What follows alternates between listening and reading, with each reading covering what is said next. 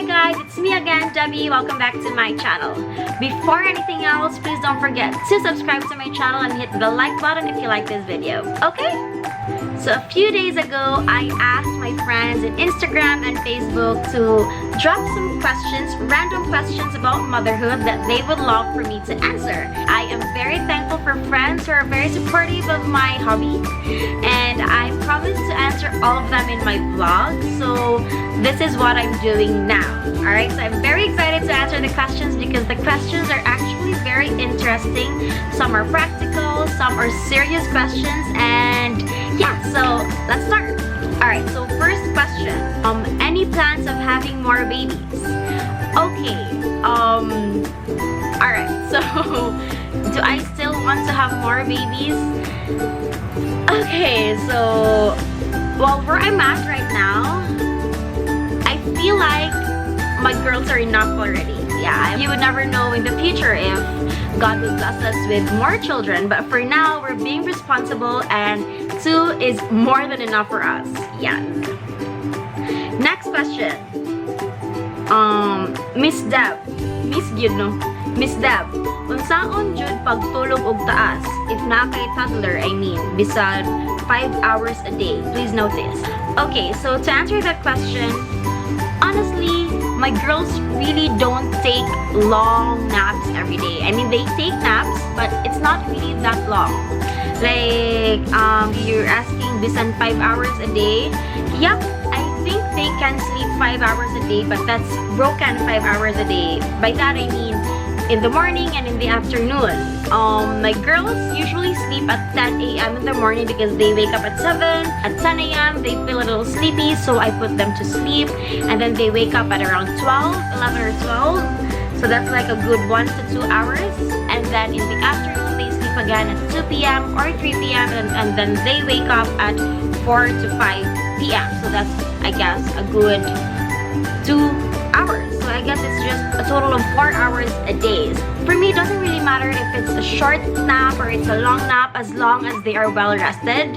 And what I can say is that you just have to be very disciplined in putting them to sleep. They have to form a habit. Like in my case, I've made it a habit for them that they will really sleep in the morning and in the afternoon. And babies live by habit. So as a mom, you have to be disciplined in putting them to sleep, even though at first it will be really hard if they are not very sleepy, but if they get used to it, it will be easier.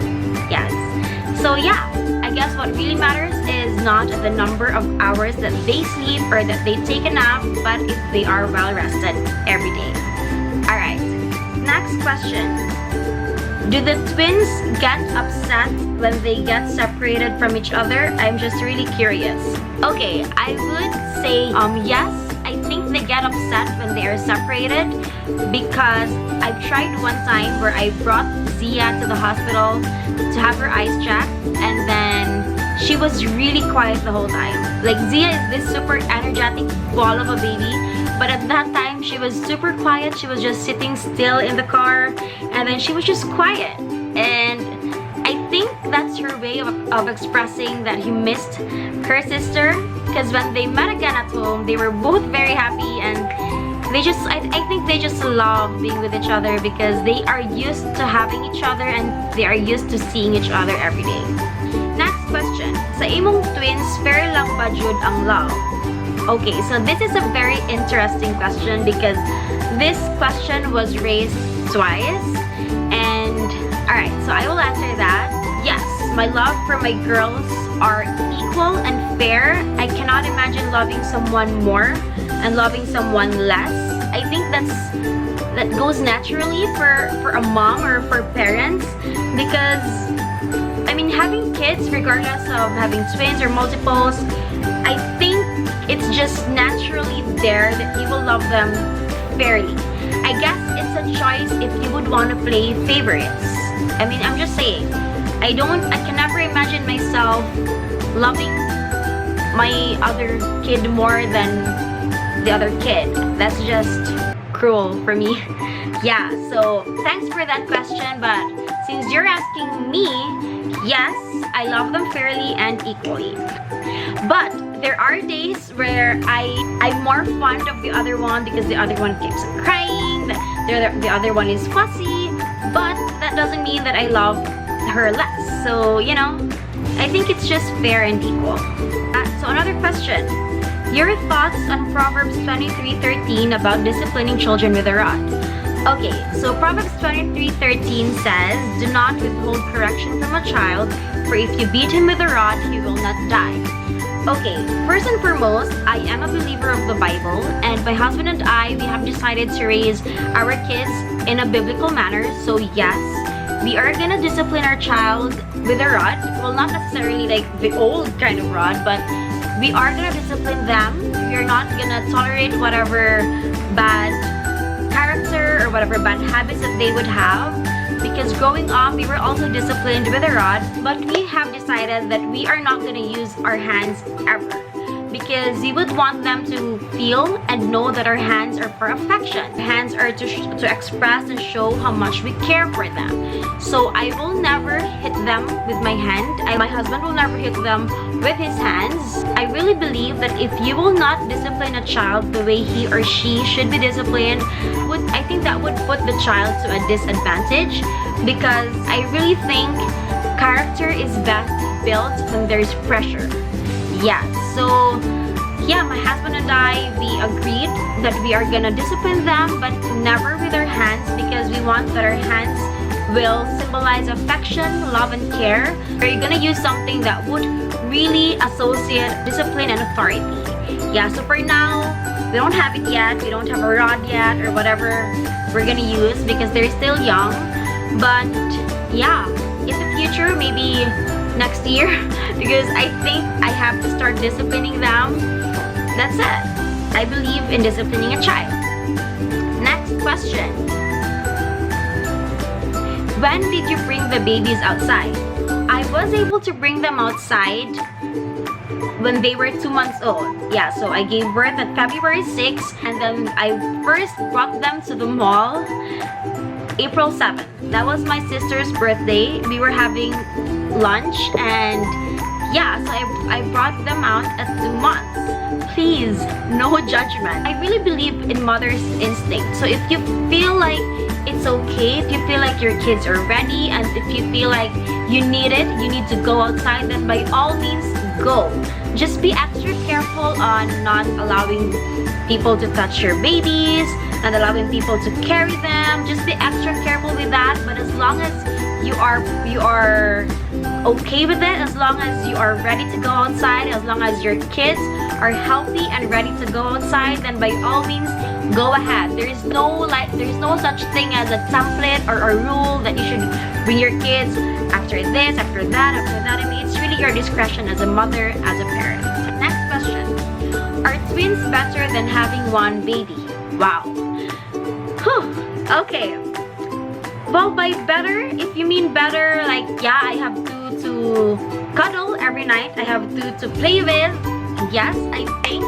But I don't really want to compare twins with singletons, because it's a totally different scenario, you know? But I think having twins is more fun. Like, definitely more fun, because at a very young age, you can see your baby interacting with another baby. It's interesting to watch, it's fun to watch, but at the same time, there's more challenge, there's more pressure, there's more stress in raising twins. But if you're gonna ask if it's better than having one baby, I really don't know, because I haven't experienced having one baby. I can only speak for myself. So I guess for me, I'm enjoying having twins. I love having twins. I did not regret having twins. Like, I love where I am right now. Next question. How is it like having twins? How's it like having twins? As I've said, it's fun and challenging at the same time. I guess what you want to know is that having twins requires more patience. Having twins requires more tolerance, more endurance, more skills. I would really say skills, because it's hard enough to take care of one baby, and you have two. I mean, I have two, so I guess the Lord really equipped me with the capability, or ability to raise twins because he gave me twins, and I would say having twins is amazing. It's great. It's a blessing. It's not a burden. It's a blessing. Next question. Kusog sila mo eat? Okay. Lately, no. Honestly, no. They have been rejecting some food that have always been their favorite. I guess it's because they are teething. There's a lot happening inside their mouth, like everything is popping out. So I guess that's the reason why they are not eating bowel. But normally they do eat, but they do not eat a lot. So because I baby led wean them, so I don't really force them to eat this much as long as they eat. But of course, sometimes I get frustrated because they don't eat a lot. But at the end of the day, I can see that they have an appetite, that their appetite is good. It's just that they eat what they want. And so last question is, what are some changes you experienced after giving birth? Okay, a lot. First would be time. My time changed drastically. I no longer have time for myself.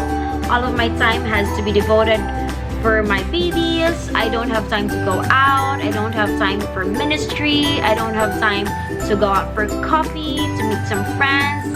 Time really changed a lot. Secondly,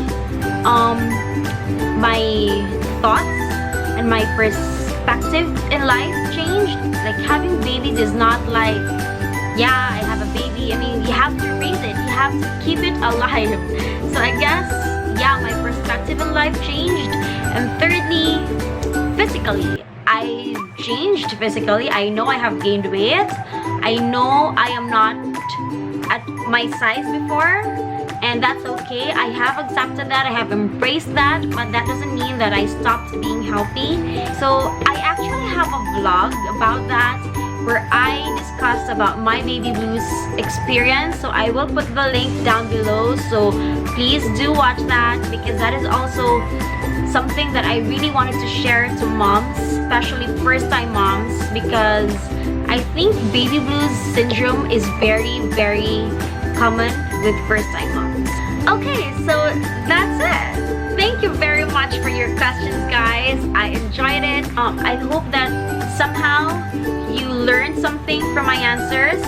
And I'm not being an expert here. I'm not trying to be a professional. I'm just sharing my learnings. I'm basing everything from my experience. So please do not judge me. Please do not comment down below that I'm talking the wrong stuff. Please don't do that. Please don't be an alpha mom. Please be a supportive mom to a fellow mom. Yeah. So anyway, that's it, guys. Thank you for watching my video, and I'll see you again next time. Bye bye.